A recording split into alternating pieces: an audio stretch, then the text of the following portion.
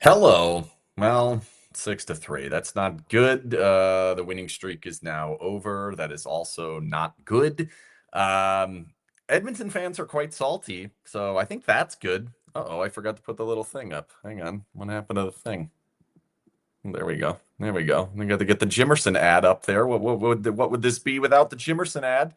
Would be no good without the Jimmerson ad, and we'll tell you more about the Jimmerson Law Firm a little while later. But yeah, Edmonton fans are quite salty, which is always fun. We haven't had that for a while. They kind of disappear into their little uh, I don't know, dwellings where it's very cold there, and don't say anything when the Golden Knights beat them. And then when the Golden Knights lose in a game that they weren't awful. They weren't good enough. I'm not going to look at like the analytics and some of those numbers are going to say that like they should have outscored them and those types of things. I wouldn't go there.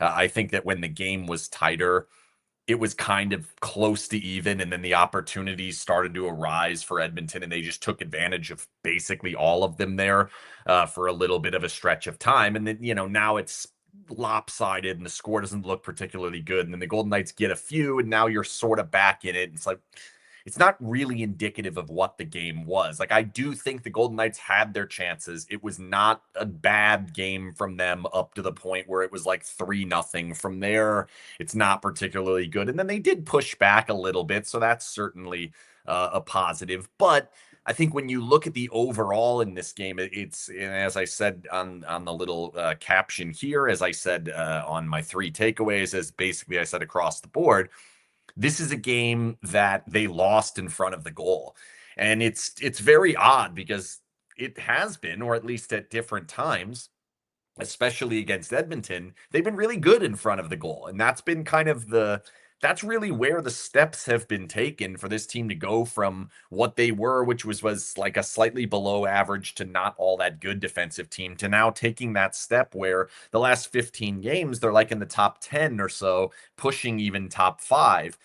This was a game that's going to obviously hurt that quite a bit now that you give up six. Luckily, it wasn't seven. They had 4 minutes to get an empty netter and had a lot of looks and weren't able to get it. So that's certainly good. But like the overall feel of it is like that's the portion of the ice, that's the style of game that you don't want to have available to other teams to beat you with. Like that can't happen because that style of getting players in front of the goal and then being able to get pucks there, whether it's off rebounds, it's off puck management issues in the middle of the ice, it's off odd man rushes, whatever it happens to be. When that is the case, when that's the way the game is going to go, a team like Edmonton's going to rip the Golden Knights up. Like it's just not going to go that well in that style of game, especially on the road where they're able to kind of dictate the matchups a little bit more and take Eichel, Stone, and Barbashev out of it a little bit more than they can. I don't think they've been as dominant at 5-on-5, and I think we might be headed at some point. I don't think I'm there yet, but I think we might be headed at some point maybe to look at potentially flipping things around and saying, let's see if we can get Stone off of that line, because that line was pretty good. Eichel with Barbashev. If you put Dorofeev there, you put Olofsson there, whoever else is there, it might add to a middle six to kind of allow a second line with Stone to really get going. And I would assume that would be Carlson's winger. And I would love to see Carlson and Stone play together. I think that would be interesting moving forward. And I would like to see that at some point. I don't want to see all the games with just using that top line, because if it were as dominant as it were for the entirety of the first 13 games that Stone played, okay, then we're fine there. But when it does, and I'm like tail off's even a strong term, because like they did get the goal today. They have gotten a number of points over the time, these 3 games that Stone has been back. But I just don't know that it's at the same level that it's like we can't touch that. I think there is an argument to be made, and I guess that's like the more overarching point about kind of what has gone on to this point in this season is like it started off so positively offensively that a lot of guys were taking step forward, that you're getting a lot of offense out of kind of unknown situations and or unknown players and all of these things, and they're scoring at basically a 4.5 goal per game clip. And it looked like, all right, well, we don't have to worry all that much about the offense. But the problem was at that time, the defense was allowing way more than 3 a game. So it was more of these wide open games that tend to be the case at the beginning of seasons. And it was, I don't want to say it's a full mirage, but I think we've come back to a little bit closer to what the expectation of this team was going to be offensively, even with full health. You look at the last couple of games that they have had full health and full health with the group up front.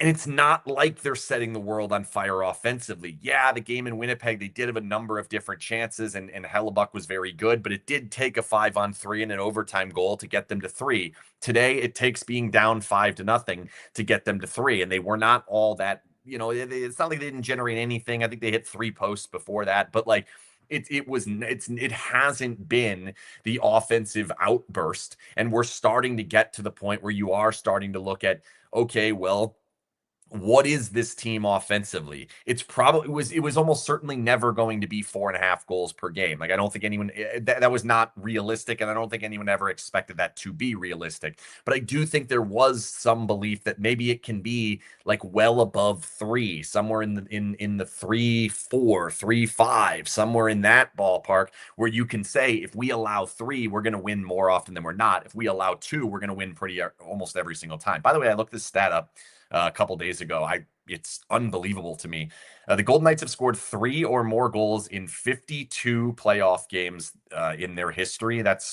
First of all, that's just insane on its own that we can say that they've scored 3 or more goals in 52 playoff games. Like, that's nuts in and of itself. In those 50 games, the Golden Knights are 50-2. So really, when you look at the history of what it takes in the playoffs, you don't have to be much beyond 3. So the goal for this team has to be just get to 3, at least 3 against the teams that matter. Like, if you could do 3 against the Winnipegs, the Dallases, the Colorados, Edmonton, LA, these types of teams that are the ones that you're probably going to see in the playoffs, 3 is going to be enough. And I'm starting to get to the point where, like, even though today net front's bad, a lot of different things are not particularly good, we get, like, I'm pretty more comfortable that's a weird thing to say, more comfortable than I've been about how it's going to be defensively. I am starting to see the steps in the neutral zone. I am starting to see them limit that odd man rush. Like, they really did not have many odd man rushes until it was kind of late in this game, and McNabb broke up the one that I can really remember. They did have the other one that they got the Draisaitl shot that the rebound goes in. And so that, I'm starting to feel like that's coming along, where it's like, does it have to be 3 and change all the time? Probably not. I think just getting to 3 will be enough. I'm just not 100% sold that it's going to get to 3 often enough. And that's where I look at a lot of the things that are going on, a lot of the kind of maneuverability that they're going to have, the different options that are available to them, and some of the things that have happened to this point. Players taking steps forward, other players not taking steps that maybe we expected, and I'm just not so sure that, like, the status quo of where we're at is going to go much up from where we've been over the course of the past, however far you want to go back, whether it's 15, 10, even if you want to go back 5, 6, 7 games. Like, in this run, the Golden Knights were 8-1-1. They were something along the lines of like 10-2-2 or something like that in the past, something close to that. They had an awesome record, and the goal differential was 0. So it's not like they're putting up a ton of goals and running away in some of these games. That's just not what has happened. And so because of that, I want to look at kind of, all right, well, what is going to happen to allow this team to find ways as the games get more difficult, as teams bear down on them a little bit more defensively? Are they going to be able to find those goals? And that's where we look at some of the contract extensions that have come in. And I sent out the tweet last night that they've only gotten 7 assists out of Kolizar, McNabb, and Howden. And as much as I completely understand that, first of all, those 2 of those guys have been scoring. Like, Howden scores again, and now they get, they have a lot going in the right direction because of that. Kolizar's got 7, Howden's got now 11, McNabb's got the 1. Like, we're up to 19 goals with those 3 guys. But I think that that's unrealistic for that to continue through the course of all of their time with the Golden Knights. And I guess I'm more focused on like now and potentially next year when we start looking at some of these extensions, because those are 2.5s. It's like 3.6 or whatever it happens to be on McNabb. It's not that big of a deal, that I'm not all that worried about that. So I do want to touch a little bit more on that. But first, I'll tell you that this Periscope and all Periscopes are brought to you by the Jimmerson Law Firm. The Jimmerson Law Firm is one of Las Vegas's preeminent law firms, specializing in high stakes business, civil, and family litigation. When winning matters, seek out the Jimmerson Law Firm. Speaking of last night, it's probably come across your day or your timeline at some point that Robin Lehner, former goalie for the Golden Knights, I'm sure you all know him quite well, and I hope that you continue to know him quite well, put out quite a long note on Twitter. There's a lot in there. It is quite dark at different times. And I just wanted to take a second to kind of touch on it, because I'm assuming most of you know by this point, I am mentioned specifically in it.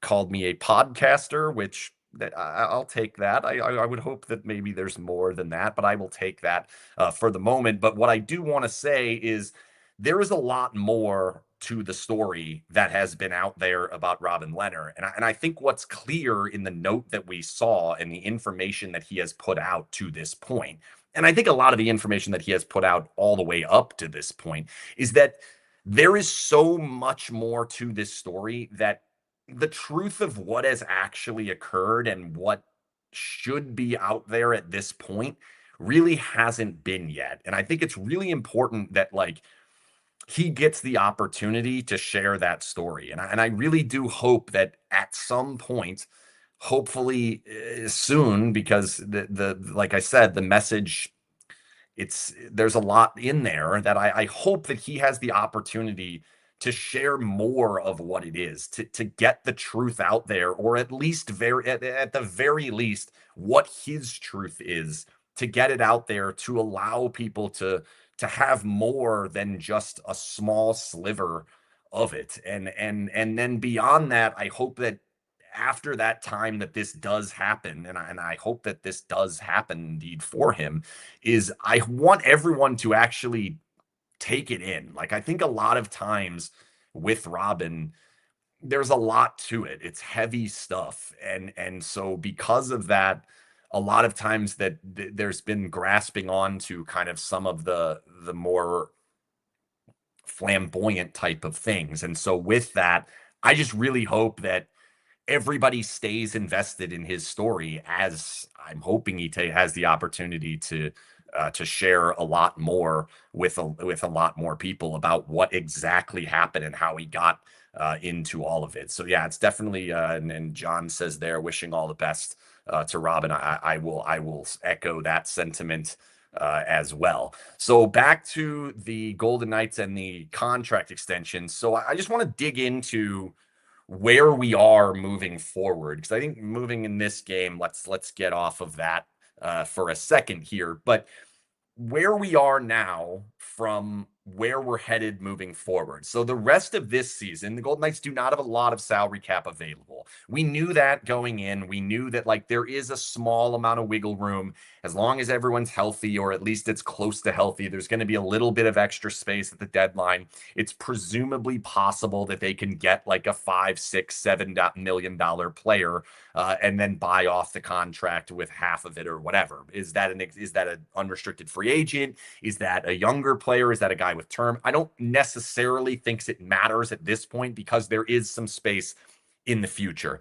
The problem is I don't know that there's a ton of assets, and there's going to be a ton of willingness to allow the Golden Knights to just ship off a bushel of second round picks to buy a legitimate player and then also take a portion of his salary on to allow the Golden Knights to get it. So I think more likely what you're going to see is probably some kind of working around the edges, trying to find maybe another penalty killer, trying to find another player that can potentially step in as a center in situations where they want to move Hurdle to the wing, or they have situations where they want to use Eichel, Carlson together, and have these different options to kind of have that extra penalty killer available. Teddy Bluger's the guy that came in the year they won the cup. I think a player like that maybe pushes the floor of the roster up just a little bit, because I don't know that it has to be pushed up a ton. I do think it does need to be pushed up a little bit. I just don't know that right now you're going to have the ability, with keeping everything in line with where they are defensively, to go out and find a legitimate scorer that's going to fit in, that's going to play on the wing of whoever it happens to be. If you're finding a guy to play on the wing of Eichel, if you're finding a guy to play on the wing of Carlson, if you can find someone to play off of Hurdle, whether that makes him a center or a winger, I just think the cost on that is going to be awfully difficult to get. So when you look at where is the team and how are they going to find a way to come together and what is it going to look like offensively, I think not only this year, but I think for a good portion here of the next year and maybe even beyond that, I don't know that there's a ton of wiggle room to bring in more impact players, to bring in more like offensively impact players is kind of the way I'll say it. They're not getting a ton of goals from the defensemen. So like I don't know that in the Cassidy system, even despite having three legitimate stud offensive defensive players, I don't know that in this system you're ever going to get 15 goals from a defenseman. I don't even know that you're going to get like 10 is going to be hard for multiple of these guys. Now, Shea's getting a lot of assists. Hanifin got on the board with a couple assists today. I do think that can come along a little bit. Like I've picked on some of the assists for some of the forwards a little bit. I do think we can see more from the defense. So I think there's more there, but someone has to score those goals. And that's where I look at the combination of the last two contracts, which is Howden and Kolazar. On their face, in both of them, there's no reason to allow Howden or Kolazar to walk out the door or trade them or anything at this point. You can potentially get to free agency and ask, is there a better option, or was there a different option between the two of them together, or is it one or the other? I think keeping both of them, you're now really locking yourself into something that I don't know is going to be a long-term success offensively. It's not to say Brett Howden's not useful. He is. I don't think it's an overpay at $2.5 million. I don't think Keegan Kolazar is an overpay at $2.5 million. However, 11 goals for Howden, 7 goals for Kolazar, and then the assists are 1 and 4. I think somewhere in there, those numbers are going to even out, but the points are not going to go all that much different. So really, when you've got a player like Brett Howden who scored his 11th goal of the season today, he also has 12 points in 30 games. And even that might even be a slightly inflated number. When you take those two players together and you say, was there a different route to offer more scoring? I think there's an answer there to say, yeah, there was potentially a different way to go. Here's the caveat, though, is that if this team believes and if they are on pace to actually score enough, locking up the entire roster as it currently stands, and then having the ability to add somewhere in the ballpark of $5-6 million in the summer because the cap's going to go up, that does give them that chance to keep taking that step and keep improving the roster. The problem is the team is getting older.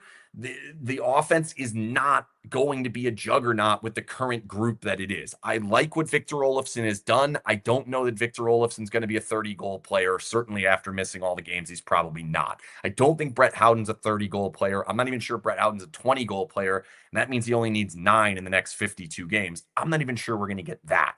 Kolazar, yeah, he's at 7, probably going to set his career high, but I think asking him to even get somewhere in the mid-teens is probably a lot to ask. So when you pull the curtain back and say, is this team going to be able to find enough goals when the games matter the most? When there's a game like today, or a game like Winnipeg's probably the better example. Was the goal going to come without them taking those 2 penalties? It's great that it did come. Now, that other portion is that the power play has been awesome. Today, not as much, but power play has been very good. And that is something that we, as Golden Knights fans and as people who've watched a lot of Golden Knights fans, have to kind of understand and have to take a second to realize, like, it doesn't have to be as dominant at 5-on-5 if the power play is going to chip in as much as they're going to chip in. I looked this up also a few days ago. I had somebody ask me, is this the biggest turnaround they've had in power play in team history? And it is. Not only is it the biggest turnaround that they've had, they went from like 21%, they're in the 27s now. So that's like 6%. The previous was like in the fives, so high fours, five, somewhere in there. The difference is that this is also a power play that 27% is miles better than they've ever been. I think the best they've ever had was like 22.6 or something in that sort. It was in the 22s. This is a massive upgrade on that. And when you take a 5% increase in power plays, it's one goal in 20. That's not that many, but the bigger part of that is that if you can get a number of different opportunities, if you can say we're going to get 3 or 4 in a playoff game, the chances that they score are way higher than what it was back when it was in the low 20s and got worse basically every single time we got into the playoffs. Like, that's where I'm still trying to kind of find that balance to say, if they're not going to be as good at 5-on-5, how much does the power play overcome? And in a lot of these games, and shout out to Scripps Sports for the pregame, they put the note up on the screen. A lot of these games, the power play has rescued games. Ottawa, Dallas, Utah, both times, certainly Winnipeg. Like, there's been a lot of these games that's the way back in. The question is, historically, when you look at all the success the Golden Knights have had, it's mostly come from being better than the other team at 5-on-5. I'm not so sure how consistently that's going to be as the teams start to defend a little bit better. And we're seeing that as this team is kind of headed back towards like a 2-6, 2-7, 2-8 goals per game. Does the power play offset that enough? That's what we have to see. And that's where I would have probably been more comfortable being patient on some of these extensions. Like the Theodore one is like combined, like McNabb, I'm fine with. Like McNabb, I think you're always going to need a McNabb. It doesn't look like he's slowed down at all. I don't think he's going to slow down because just the way he plays. He's not the fastest guy anyway, and it doesn't really seem to affect him. That one I have no problem with. It's potentially a little bit high because of the position he plays, and I don't know what the market would have been for the age that he was. Maybe it's a little high, but we're talking not much. We're talking 10, 15%. It's not a lot. It's the other three that all of them, again, all of them, every single contract, Theodore, Howden, Kolazar, all of them, I think, are fine in regards to how much was paid. I don't think any of them are crazy, massive overpays. I don't think any of them are crazy steals that they got some amazing deal to sign this player on one of these road trips before the new year even comes. Like, I don't think they got like some crazy hometown discount on any of them. But what they have done is they have now taken a majority of the roster and said, this is it. This is what we have. And that just gives me pause because every single year at 30 games, every year, like outside of one, the second year they won 15 of their first 30. That was bad. Every other year, it's 18, 19, 20, or 21. Every single time. And we've seen the differences that some of these seasons can have. We've seen sometimes they can't score at the beginning and it comes on later. We've seen other times where they get off to these hot starts and then they kind of hit the mid-season slumber and it doesn't look so good. We've seen a playoff run where they score all the time, but also they were playing great defense. We see playoff runs where they could not score and had a hard time scoring against teams that tried to lock it down. The fact that now a good chunk of this team outside of the goalies, and you're probably going to have to buy the goalies at some point, whether that's Hill or you go outside to a different way. There's not a lot of good unrestricted free agent goalies out there, and I don't love the idea of trying to buy a goalie and bring him in at the deadline. I think that seems to be a bit of a challenge that I'm not sure I would want to take on with this roster either. Once we get to that point where it's like, all right, how do you upgrade the team? I don't know that there's a lot of options to make things happen, to make them all that much better in any individual particular area. They can get better incrementally, very small amounts, but like, where is this team in relation to everybody else? The West, they've been really good against the West. bad against good teams at the beginning of the season, much better against the good teams now, the last number of games that they've played against the good teams. Goal scoring was up. Now goal scoring is a little bit down. Defense was bad. Now defense is a little bit better. Like, it's all kind of evening out to say it's nothing necessarily great yet. The wins have been there. The score, the points on the scoreboard are there, and the standings are there, but they always are.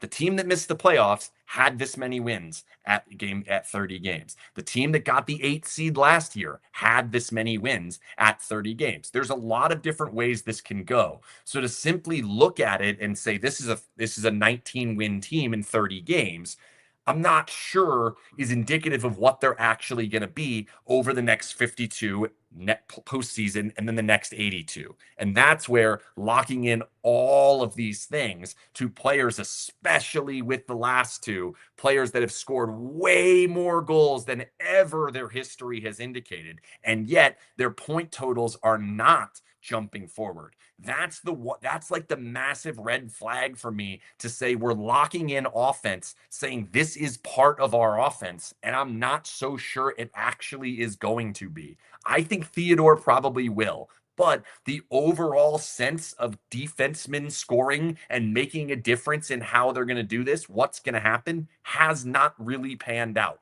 I don't know that it is really going to pan out. So the fact that that's the path that has been taken, it's now not nearly as malleable as it has been at different times in the past. And that's where my hesitation comes in.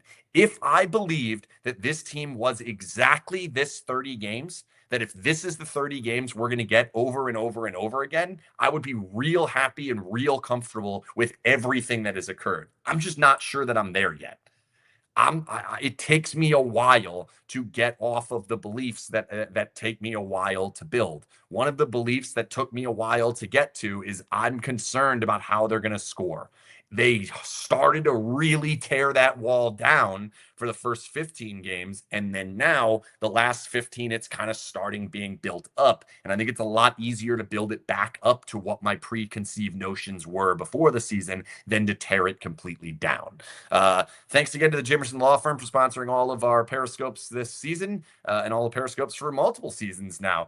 We will be back sometime next week. I'm not going to do one tomorrow because I'm probably going to be super angry about the Buccaneers game. So deal with that. I will be tweeting live through the game, so I'll just be a little slightly less invested until the Bucs officially probably lose that game. Or if they win, you'll get a very happy me. I don't know.